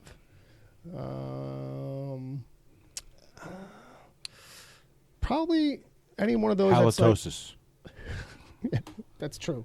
I don't know. Super sense. Like smelling. Like if you're in a bathroom and it's just disgusting, like the CBGB's bathroom. Like if you were Daredevil, there would just be Yeah, some that's places. actually a bad bathroom. I've been in that. Yeah, so have I. I played there a couple times. Did you really? Yeah. Let me tell you, it's not just CBGB's though. I mean, No. that's a also- universal. There's that's a universal theater- stick. There's a theater in North Arlington, New Jersey called the Lincoln Triplex Theater. It's probably a sixplex now. Triple X. Triplex. Oh. Triplex. That's what they called, 3 theaters at the time. I know, Triplex. I know. We're in a Right. triplex. I know. Now it's like So- they cut those triplexes in half. Yeah. They're They're just awful. duplex. They're just duplex. But the men's bathroom was down actually in cut the it in half. basement, It's a 1.5 plex. and it was you open the door and it was literally like Just that- 7 just that inches of piss. water on the fucking floor. And he knows. It's No, just it's not water. horrid. It's 90%. 90% not water. So there was that. Real quick, Alien Resurrection was actually really good until that humanoid alien At the came end, the into white it. one? The Yeah, albino that's alien? when it actually just for me. I'm like, oh, what the fuck is that? I think it's one of those things where it's like, oh, you know what? Our artist did this cool rendition for like shits and giggles. We should find a way to bring that in. Yeah. It almost feels like reverse engineered like idea. It's like I got this idea in my head of a visual. It's like an alien head, but a skull in the front. 'Cause when you watch- even though an albino in nature would be like killed in like minutes. Well, of when being you watch alive, Alien Resurrection, it's Right. actually a decent science fiction film. It's got some And fair then, stuff. well, I know Joss Whedon was one of the writers on that, Yeah. too, I think, yeah, early on. he batted clean up on Yeah. that. And That's a sports reference. But I do like Right. like Alien Resurrection. It's very gory too. I remember that. Right. And it was interesting to see what they were doing 200 years after Ripley. Yeah, and and it's dismissible. Yeah. It's written into the storyline that it's dismissible. Yeah, so it's not as bad as people say it is, but it gets bad when that alien shows up. It gets a little crazy. It gets It's a the little last harder and 20 harder to minutes of the believe. movie, and Yeah. it's kind of like, all right, and that's why I think it really does get a bad reputation. And it's nice to see that people are still playing basketball, and that Ripley can. Make Oh a, yeah, make a good yeah. hoop See, shot. all those characters were cool. I thought. Yeah, you know what I Ripley's mean? making a good 3-pointer in that. And she really did that's- that shot, that's too. another Did you know sports that? reference from me. All right, that's 2. She actually did that shot. There's a few though. Well, you stand there enough times, you're going to get one in. Yeah. You know what I That's mean? true. Just reset. Yeah. Reset the camera. Go again, Ripley. All right, so I would go. I was thinking not that, but I was thinking like any one of those powers that like is keyed into your health. Like I can't use it too much because then I die. If I use it up, I die. Kind of thing. That's always the great. Right. Like Spawn is supposed to be like that. They don't really key to it too much. I don't think after a while he stopped he gave up on it. Right. But in the comic he had like this little counter bar that would like mean something. I remember that. And he never really kind of broke it down, but like it was like 4 numbers or whatever. And I think after they used it in the game, they kind of forgot about it. yeah, it's around that time too. It's like yeah, I think he Spawn. did like a little tweak on his powers or whatever, and he didn't need it. Remember that anymore. was the big thing back in Spawn, the man. 90s, Hell man? yeah, babe. Spawn was Spawn, big. HBO, man. man. That HBO series was phenomenal, great. man. That What was a great. great. How about John Leguizamo in that role? Oh, that was the movie. in the Oh, movie. that's right. In the movie, that fat suit he's wearing, but the cartoon show on HBO, not for nothing. The movie had potential to be something. I remember being disappointed in it. Yeah. But there is an R-rated cut of it now, which I haven't seen. That, how great can that be? I can only presume that's just going to give you more More gore, violence. more gore and Yeah. violence, and it's not going to make it. It's a any rough better. movie. It's a rough film. Yeah, it's a rough looking thing. But the HBO Oh, show yeah. was so great. I Keith used to wait David? for that with Keith David. Yeah. My name was in the credits at the end, so I used to look for that every week. And I wish I could tell people that I was involved, but I was not. DB Sweeney. Oh, that DB Sweeney was in the movie. No, DB Sweeney's in the movies, but it was William Sweeney in the credits Yeah. on Spawn. Cool. So I used to look for that every week. Like, that kid's still on it. That guy's still on it. I'm still there. That's me. That's That's me. as close as I'll ever get. Yeah. You should have fought with Mom and Dad to take you out to California. I should have been like- show the guy in the gate your ID. Yeah, just sneak in. Just hang out for a week with me. Just But wait for me to again, break that in. goes back to what we were talking about, adult animation. Yeah. That's another perfect example of. Remember when HBO was giving that a go, though? I mean, Spawn was the one deviation. The rest There's a of them- couple others too. And they were kind of like just straight up comedy stuff. Bakshi had one too. Briefly, it didn't last very Yeah, long. they gave him a shot. Right. HBO. Spicy City, I think it was Spicy called. City, yeah. Nothing else really stuck like Spawn. Spawn had a built-in fan base to help it Yeah, carry it through. But they did give other shows a shot. like they were mostly quirky comedy cartoons that would be like on Adult Swim. HBO now. has one now called Animals, which was kind of fun. Yeah, I watched a little bit of it online. Yeah. So in James's next email, he's actually listening to episode 106 as he's writing this. So I kind of tightened it up a little bit. This is the one with the TV lineups. We were talking about stuff that was coming up. So he goes, I agree with Ed. The new humorous Star Trek series, the one with Seth MacFarlane, does look like it's got promise, but I'm half worried that it's just going to degrade into stupid, vulgar humor instead of the great possibilities that it could potentially have. I guess he's pointing out one of the funnier things. He had the admiral saying, we're going to give you this ship. We've got over 2,000 ships. We have to put someone in charge of them.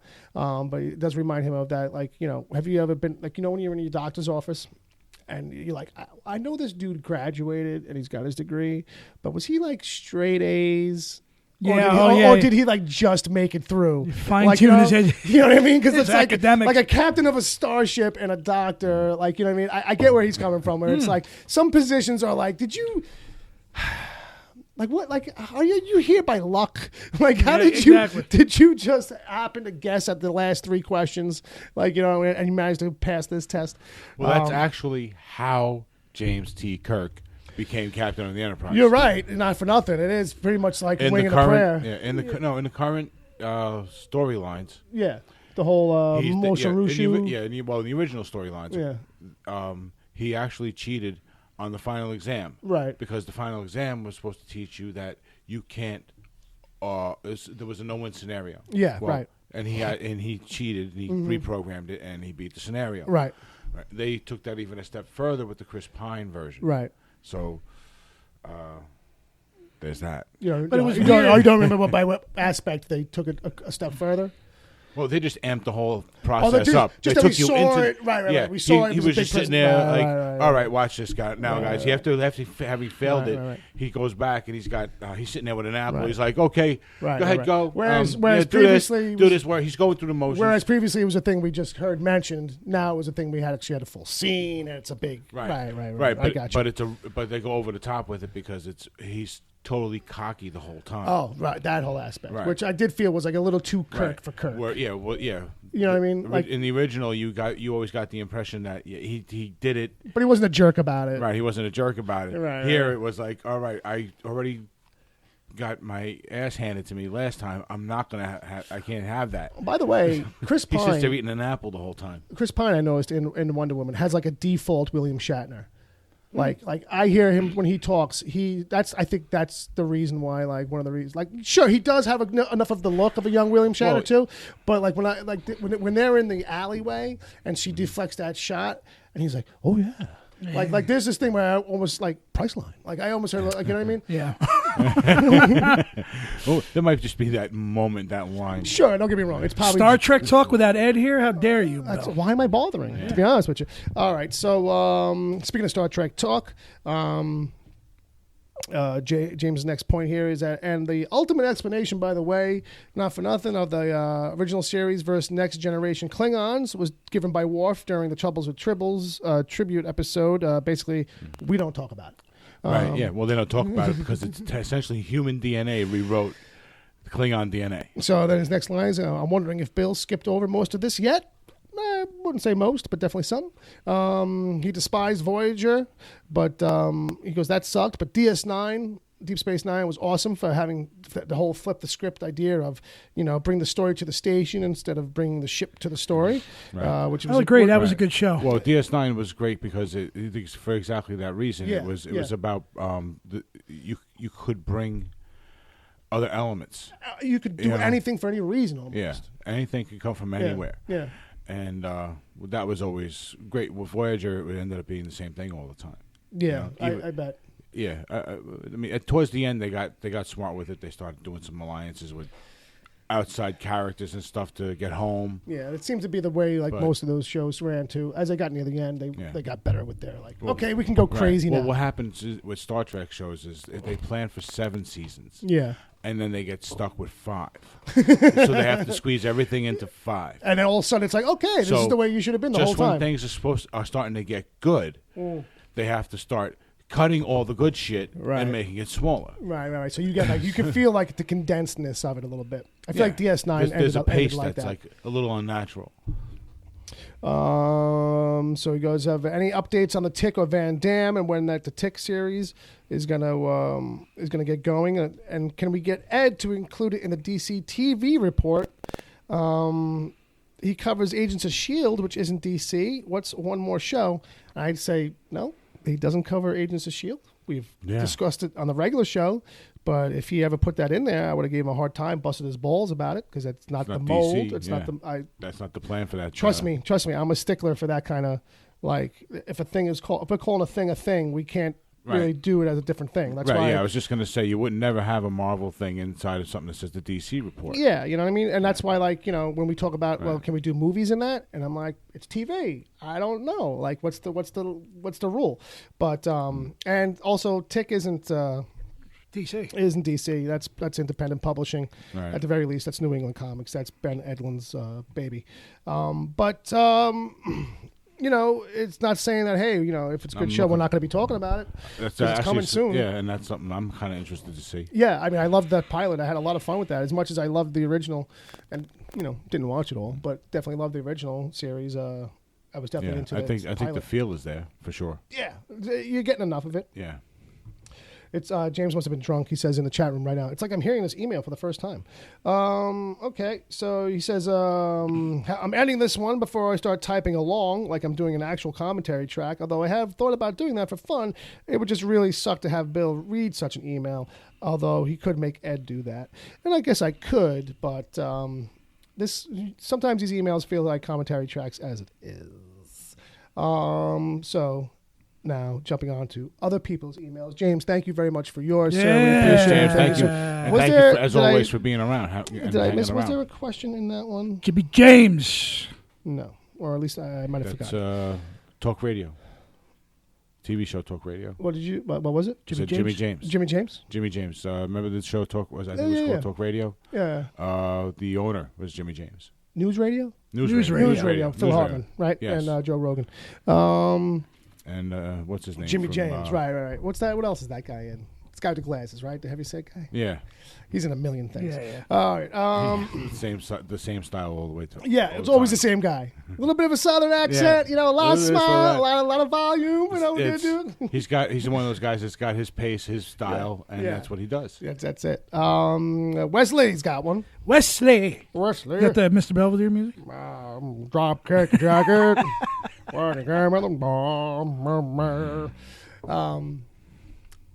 I don't know if you saw the tweet that he put out when he was re-listening to that part of the He doesn't even after show. remember it, right? He's like, I didn't grow up during that, so I Yeah. would never catch this Wow. reference if you guys weren't See, I'm letting me know. fucking getting old, man. Well, I mean, that's just the wheel. That's just the wheel of time.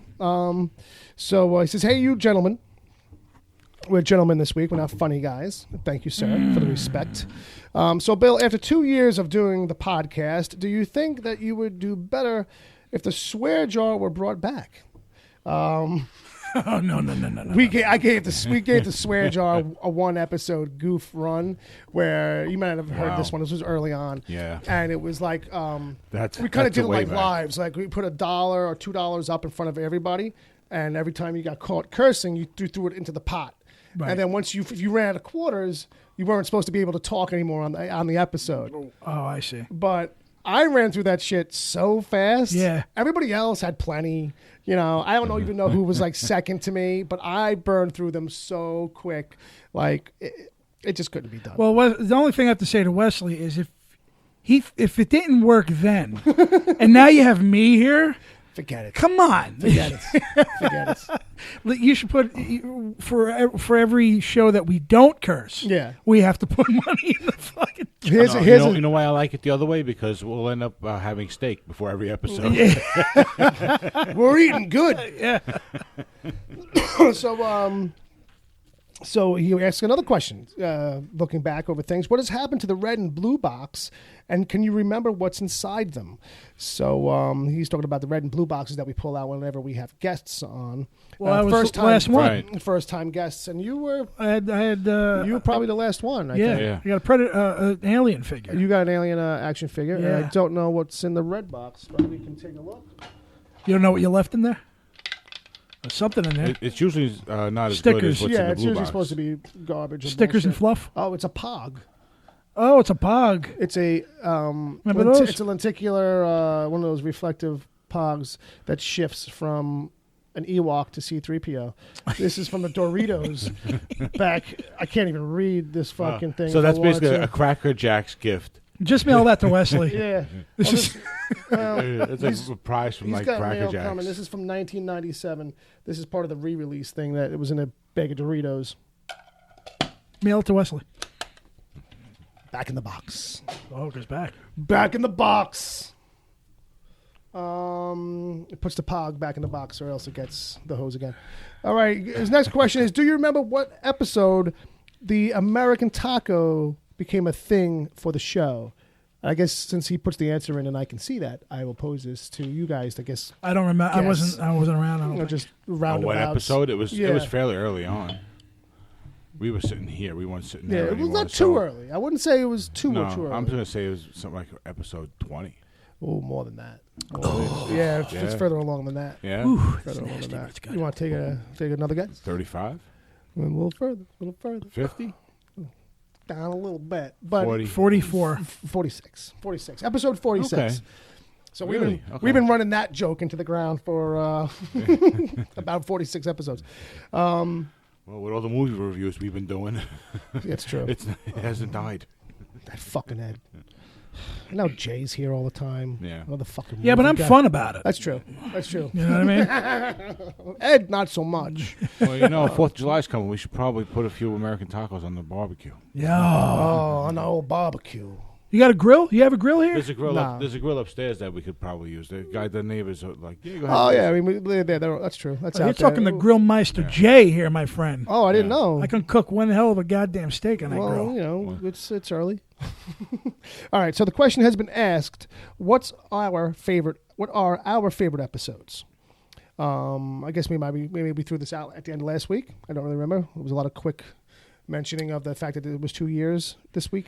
So he goes, a quick list for me includes special guests of episodes. The guest episodes, like when Satan, which is Ed's buddy, was on, Sacco Jones, Palmer's first appearance, and Ed. Episodes with the Markham movie reviews, that's Swedish Fish Oreos in episode 71, the Geek Test in 75, the reading of The Raven from episode 78, which is one of my prouder moments of what stuff, little bits that we've done. Yeah. And the celebratory episodes 100 and episode 50. A much longer and more intricate list to come as I listen to the backlog once again.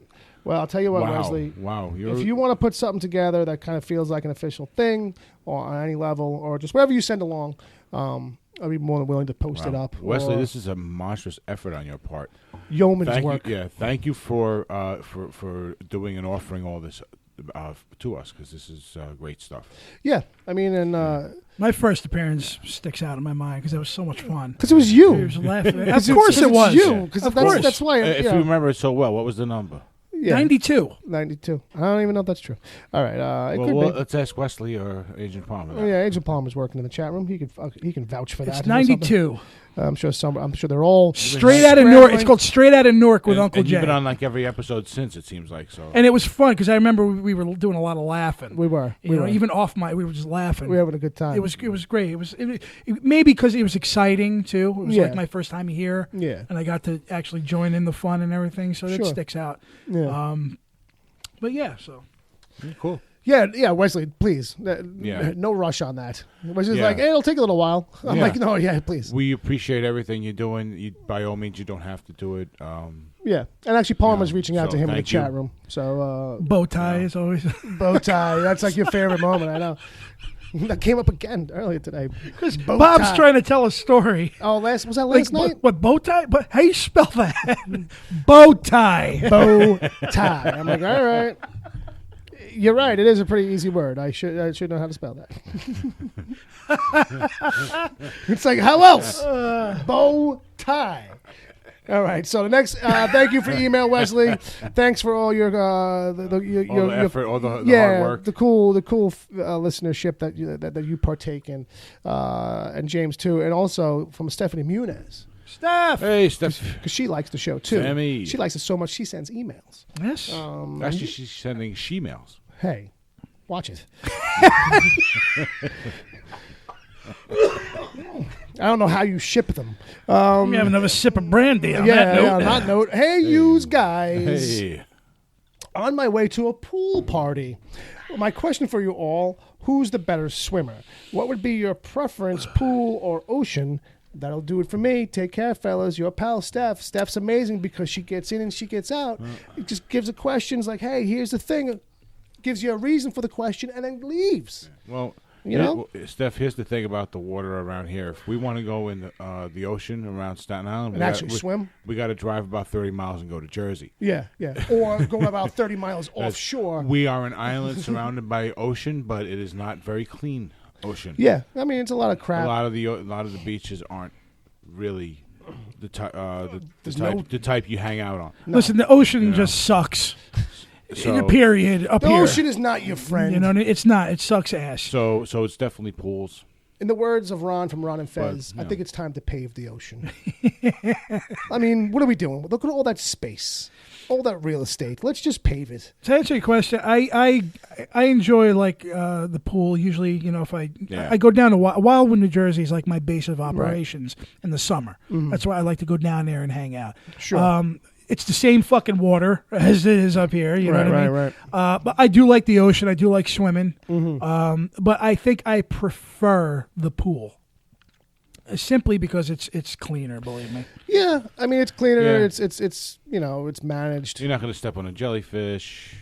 Yeah, believe me, I've gotten stung by jellyfish. I've done all that. So You don't know what the The hell's sharks under in you. Jersey now. The sharks are back this year. But I do love that first dip right in the ocean after you haven't been there in a while. That first salty dip. Boom. The waves. So much fun. Yeah, I'm not a good swimmer at all. So I'm classic city boy. Where it's like, I'm a fairly basic swimmer. yeah.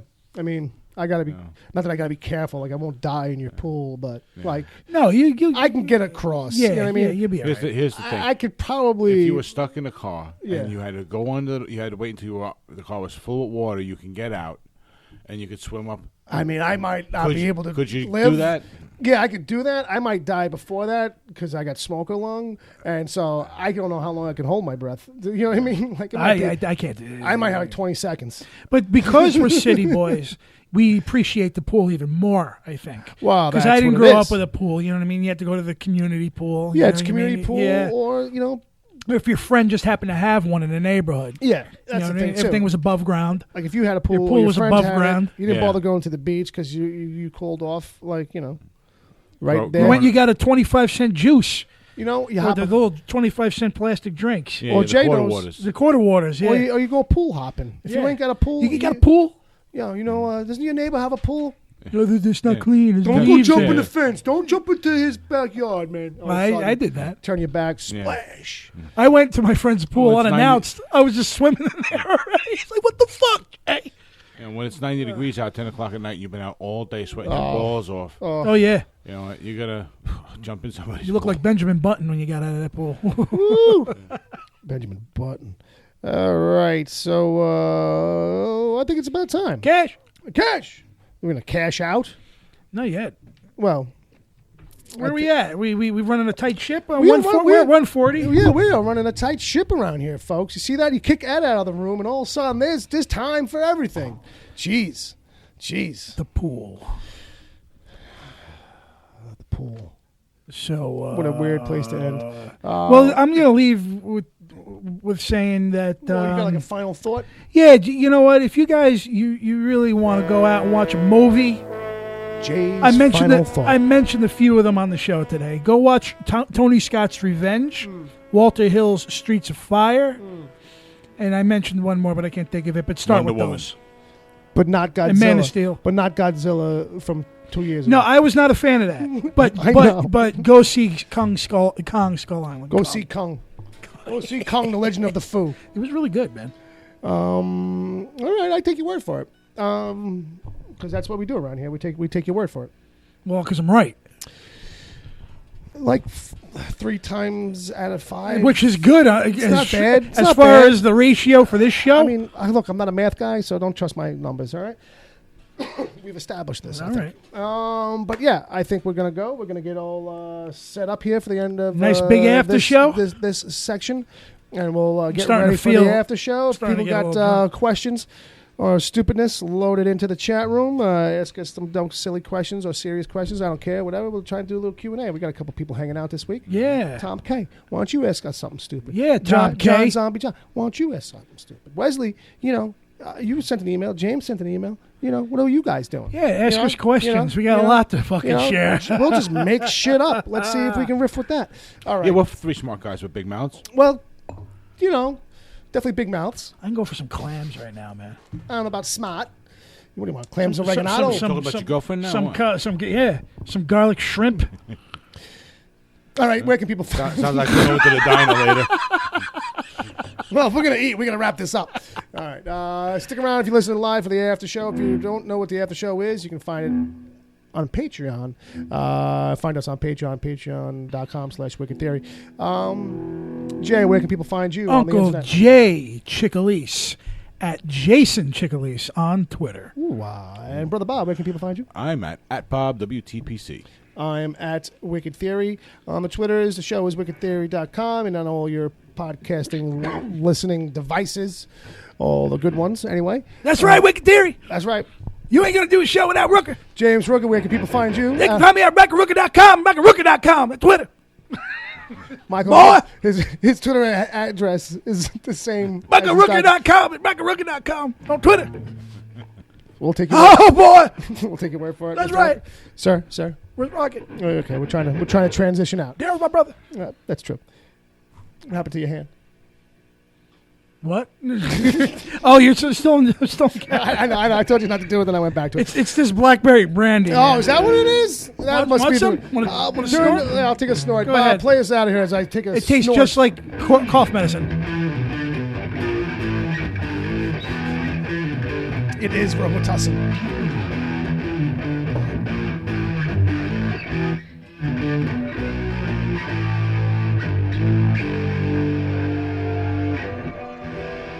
To understand what I'm about to tell you, you need to do something first. You need to believe in the impossible. Can you do that? Welcome to the DCTV report for the week ending Saturday, June 3rd, 2017. I'm Edward O'Hare, nickname to be determined. We had 3 new episodes this week, including a penultimate episode and a finale. Lots of excitement ahead. Here goes. The swamp is my world. It is who I am. It is what I am. We begin with Monday. Gotham, the penultimate episode. The shaman executed the remaining leaders of the Court of Owls and put Bruce in charge of detonating a bomb that would release the touch virus and wipe Gotham's slate clean. Lee kidnapped Jim and buried him alive in a park with a walkie-talkie and the touch virus. Harvey let Alfred beat the bomb's location out of Hugo Strange. Harvey tried finding Jim's coffin, but time ran out, so Jim took the virus, punched his way out of the grave, and ran for the bomb. Ed got Babs, Tabitha, Butch, and even Selena to help him track down Oswald. Things looked bad for Pengy until Fish Mooney dropped in. God damn it! Why is she still alive? And snatched him away from Ed. Last minute reveal, Lee stopped Jim and Alfred, shot the shaman, but not before the touch bomb went off. Bruce watched the shaman die after mentioning something about the demon's head. Bruce blamed Alfred for ruining his mission before being carried away by the cops. Next up, Lucifer, Season 2 finale. Chet's body was found in a lot, and Chloe was on the case. One of the crew that disposed of the body also turned up roasted. Turns out Chet's brother Hector did it, and was out to kill Charlotte. Amenadiel realized he was God's favorite and had second thoughts about using the flaming sword of Eden. Charlotte tortured Linda and met with Chloe at a carnival.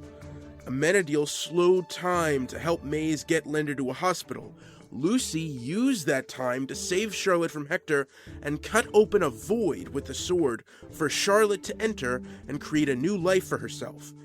Later that night, Lucy was ready to tell Chloe the whole truth until he was knocked out from behind. Last minute reveal, Lucifer woke up half naked in the desert with his wings.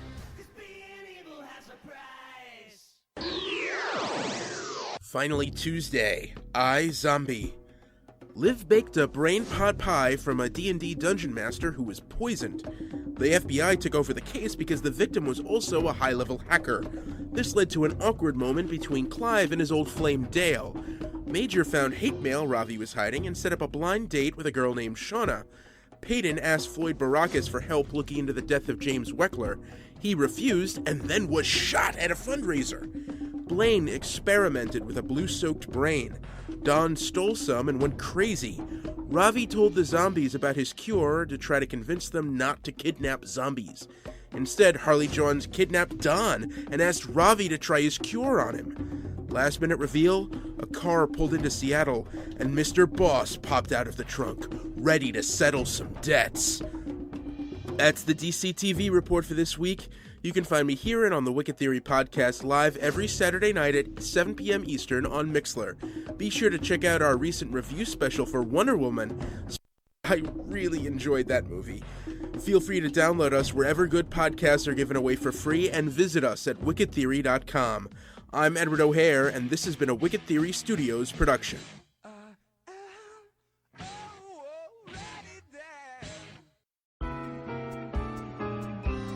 The Wicked Theory podcast is heard live every Saturday at 7 p.m. Eastern until whenever. Just go to mixlr.com/wicked-theory. Mixlr is MIXLR. Sign up to join the chat. Then click the follow button to get reminders whenever the show goes live.